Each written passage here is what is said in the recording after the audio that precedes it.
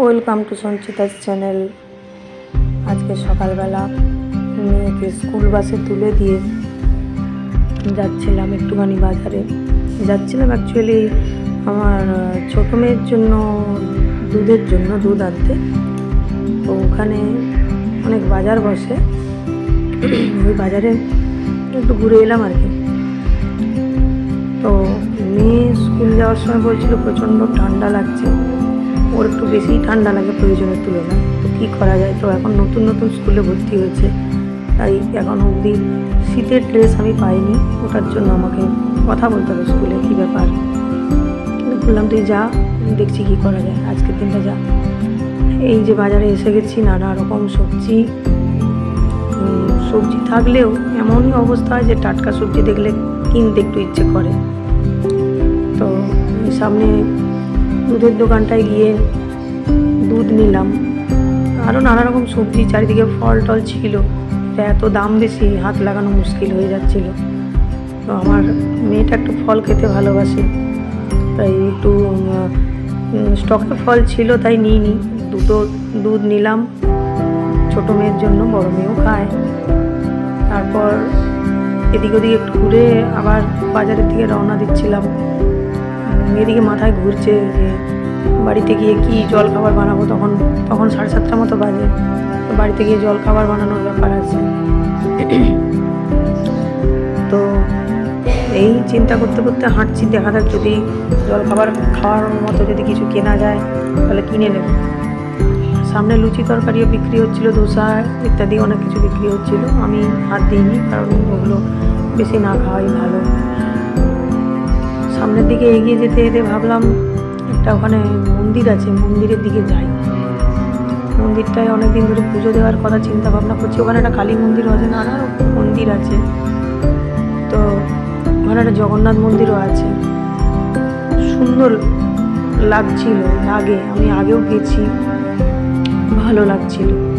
মানে সকালবেলার পরিবেশটাই আলাদা রকম হয়। তো সেখানে দেখলাম দু একজন ছিল, প্রণাম করলো দেখলাম। আমি গেছিলাম, আমার ভালো লাগছিল। আমি খুব একটা যাই না, কিন্তু সকালবেলাটা যেতে বেশি ভালো লাগে, ফাঁকা থাকে, দেখতে ভালো লাগে। তো এই যে মন্দিরে ঢুকতেই একটা পরিবেশটা দারুণ, আর চারদিকে একটুখানি মিস্ত্রিরা কাজ করছিল। তো এই মন্দিরটি নতুন মনে হচ্ছে, কারণ আমিও এখানে যদিও নতুন, কিন্তু দেখে মনে হচ্ছে নতুন। বা এমনও হয় যে মন্দিরটাকে এত ভালোভাবে মেনটেন করেছে যে সবসময় নতুনই লাগবে। তো ভালো লেগেছিল। মন্দিরের সব থেকে যেটা আমার ভালো লাগে ঢুকলে, ওই যে দূরে দেখা যাচ্ছে এই যে জগন্নাথ দেবের কৃষ্ণ রূপে যে দাঁড়ানো স্টাইলটা, ওটা আমার খুব ভালো লাগছিল। রোদটা পড়েছে সেই সবে, মন্দিরটা সেই সদ্য খুলেছে, এই সব আছে, সব কিছুই আছে জগন্নাথ মন্দিরের স্টাইলে। ভেতরে ঢুকছিলাম, আমি জানি না মোবাইলে ক্যামেরা করাটা অ্যালাউ ছিল কিনা জানি না। আমি দেখলাম কিছু বললো না। জগন্নাথ দেব সবার মঙ্গল করুন। সকালবেলা দেখে এত মনটা ভালো লাগছিল। ওই মহিলা ওখানে পরিষ্কার করছিলেন, আহা কি সুন্দর মুখ। ওখানে রাম সীতার মূর্তি আছে একটা, আর ওখানে হনুমান ঠাকুরেরও মূর্তি আছে। উনি ওখানে জিজ্ঞেস করছিলেন আমি কোথায় থাকি। আমি বললাম আমি কাছাকাছিই থাকি। তো সামনে আশেপাশে দু একটা আরও ভালো মন্দির ছিল, রাধাকৃষ্ণের মন্দির। এইটা হচ্ছে কালী মন্দির প্লাস শিব মন্দির একসঙ্গেই আছে। তো এই মন্দিরে আমার একবার পুজো দিতে যাওয়ার কথা, অনেক দিন ধরেই মানসিক হয়ে আছে। তো দেখা যাক, মঙ্গলবার শনিবারে আসতে বলেছে মানসিক পুজো, কিন্তু মঙ্গলবার শনিবারে আসা একটু মুশকিল হয়ে যায়, কারণ টাইমিংটা এত অড। 11টার পর, অড ঠিক না, মন্দিরে এরকমই বোধহয় পুজো হয়। দেখা যাক যদি রান্নাবান্না করে যেতে পারি, কারণ হাজব্যান্ডের অফিস থাকে, তার রান্না থাকে, বাড়িতে ছোটো বাচ্চা আছে।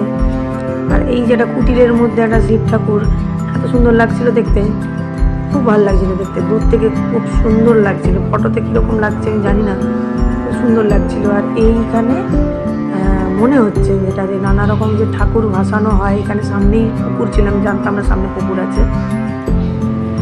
এই পুকুর থেকে বোধহয় ঠাকুরগুলো তুলে এখানে সাজিয়ে রেখেছে। দেখতে ভালো লাগছিল, খারাপ লাগছিল না। যাই হোক, আবার যদি কখনো ব্লগ করি আসবো।